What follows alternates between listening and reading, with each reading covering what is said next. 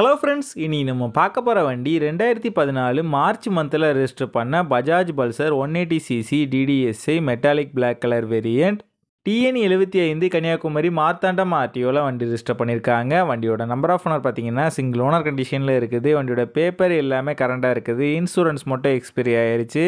வண்டியோட physical condition பார்த்தீங்கன்னா தெளிவான கண்டிஷனில் இருக்குது. வண்டியோட இன்ஜின் கண்டிஷன் பார்த்தீங்கன்னா தெளிவான செல்ஃப் கண்டிஷனில் தான் இருக்குது.